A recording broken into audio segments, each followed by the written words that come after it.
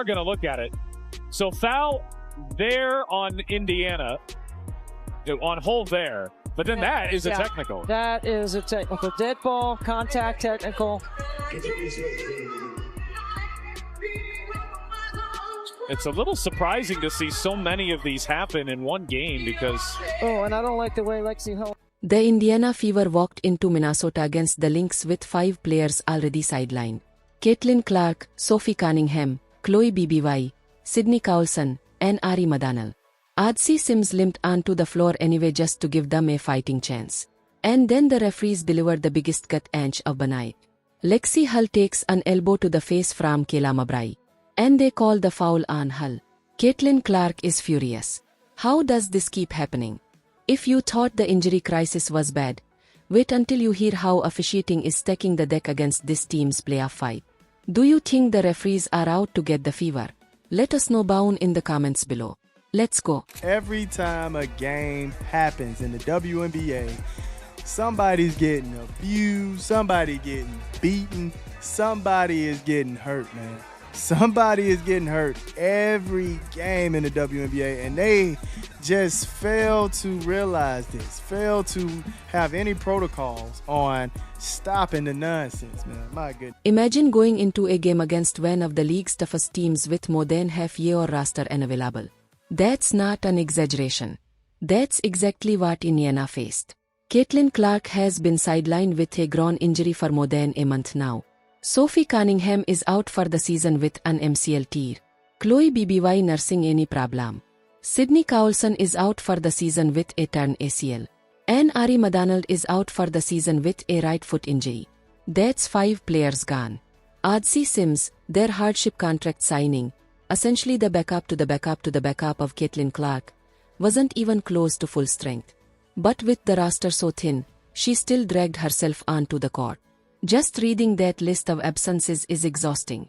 So imagine trying to compete at the professional level with those gaps in your lineup. The Indiana Fever's injury bug is getting into spooky territory. It seems like there's a new player every single day that's getting injured. Right now they have Caitlin Clark out, not sure if she will be returning this season. Sid Colson out with a season-ending ACL tear. Ari McDonald out with a season-ending fracture in her foot. Sophie Cunningham out with a season-ending MCL tear. And then just today, before the game, they announced that Chloe Bibby would be out with a knee injury, and basically they just said it's soreness and they're just playing it safe. This avalanche of injuries didn't just strip away superstar talent. It destroyed the very structure of Indiana's rotations. Their entire wing and guard depth vanished overnight, leaving players like Lexie Hull and Kelsey Mitchell carrying an impossible load. 2 nights ago, also against Minnesota, Hull was forced to play 30 minutes and appeared in 30 points because there simply was no one else to fill that role. That's not a luxury performance. It's pure necessity. When you're relying on players to give you more than they ever have before, every possession feels like a mountain to climb. Don't get me wrong, Hull can definitely put up these numbers on any given night. But to ask heavy minutes from each of your starters because no one is left is a heavy task. Lexie, did you come into tonight kind of expecting to play darn near the whole game just with the injury situation and the personnel available? Damn, you played 37 minutes. I mean, you played a lot too, Kels. What did you play? 35. I mean, yeah, we're down people, so gotta suck it up, play a little tired a few minutes, and take in those timeouts as best we can. But yeah, I mean, we're down people, so everyone's got to do a little more. The team's patchwork fixes have come in the form of hardship contracts. Bodies signed on the fly just to keep them afloat. She barely unpacked her bags before being jetted into the rotation. Odyssey Sims, batting her own injuries, was somehow expected to steady the team. Ariel Powers was another late addition, thrown directly into major minutes without the benefit of real chemistry with her teammates. All 3 of them were handed crucial roles with no time to prepare, no rhythm built, and yet were immediately forced into the fire. It's hard to describe how brutal that is to a team's cohesion. It creates a group of players who are trying to build chemistry in real time while opponents exploit every weakness. We've had 3 players in the last I don't know how many days, and 2 of those players are point guards, so not really. But you know, at the same time, our ability to make plays out of what we have, right? I think a lot of our spacing allows players to do what they do best, creates opportunities for them to be successful, and then it's just making the right reads and finding the right pass, on time, on target. And some of that is with experience with your teammates, and some of that is instinct. And so we are trying to do as much as we can to put players in position to use those instincts. Even head coach Stephanie White admitted the physicality Indiana faced was different than what they could handle with this roster. Different is really putting it gently. Every drive and every defensive stand required maximum energy from a lineup with depth. And still Kelsey Mitchell did everything she could to drag the Fever into contention. She scored chubby points, fought through traps and relentless defense, and had stretches where she looked like she might keep the Fever alive. That's performing. But when the rest of your offensive rhythm is stitched together with players who just signed because of injuries, there's a limit to how far one player can take you.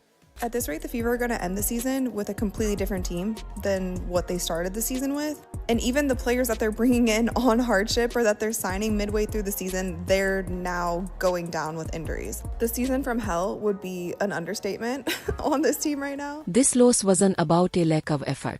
It was about survival. The Fever played with grit in the face of a nightmare scenario, refusing to fold despite being outmanned on every front. And yet, as tough as all that sounds, injuries weren't the most damaging factor of the night. The referees decided to make sure of that. Here's Mitchell. I think that's a 2. Doesn't go. And now it's McBride getting Hull. Yeah, that one might be a problem. Indiana just taking shots to the face. What happens when even the referees become part of the problem? That's the reality Indiana had to deal with. Lexie Hull, already stretched thin, playing huge minutes, was batting on defense when Kayla McBride swung through. Instead of a clean play, Hull caught a sharp elbow straight to the face. She went down hard, grabbing at her face, and anyone watching assumed the call was obvious. This was textbook flagrant contact. But instead of penalizing McBride, the officials somehow turned the whistle against Hull. The same player who took the elbow was punished as if she had caused it. That decision left the arena buzzing in shock. And Hull is checking her jaw. Let's see that one again. Kayla McBride goes up, grabs the board, and she wants to get free because Hull has her kind of wrapped, and boy, that's a hard swing. They're going to review it. And Hull is checking her jaw. See that one again. Kayla McBride goes up and grabs the board, and she wants to get free because Hull has her kind of rep. And boy, that's a hard swing. They're going to review it. Fans and analysts alike expected a review to clear things up. But the replay process only made the situation worse. After looking at the slow motion, the officials upgraded the foul slightly but stopped short of holding McBride fully responsible. It was as if they acknowledged something wrong happened, yet still refused to give accountability where it clearly belonged. Hull had visible contact to the face, went to the ground in obvious pain, and Indiana was the team punished in the exchange. How do you justify that? Boom! Right there. Oh my goodness. Boom! Right in the face, man. Right in the face. Now, like I stated, I get it. You might be mad that Lexie put her hand on your forehead. But fam, there is no reason for you to be throwing elbows to somebody's face like that. Come on, man. Throwing elbows to the face. Across social media, Fever fans erupted with frustration. Was this a mistake, or is it now a pattern of Indiana being treated differently by referees? Because time and time again when a Fever player takes a hard shot, whether it's a shove, a body blow, or, in this case, an elbow, the call rarely goes in their favor. It's building a perception that the league is fine, letting opponents turn up the physical targeting as long as the team in blue and red is on the receiving end. Players already dropping like flies from injuries only fuels the anger. If you're already down half your roster, the absolute last thing you can afford is the officials helping pile on. Kayla McBride, 13 points for Kayla McBride. Hit Lexie Hull with an elbow. Foul on Lexie Hull. Hits Lexie Hull with an elbow, foul on Lexie Hull. I don't understand. Minnesota leaned into physical play all night. That style isn't illegal by itself. Plenty of teams use physicality to their advantage. But the issue came when Indiana's attempts to batter back weren't given the same whistle. Stephanie White has even hinted the game was called differently, a subtle way of pointing out that her team wasn't being treated on the same scale as their opponent. Anyone watching could see the difference. Drives by fewer guards were swallowed without fouls, but a bump on the other end immediately drew a whistle.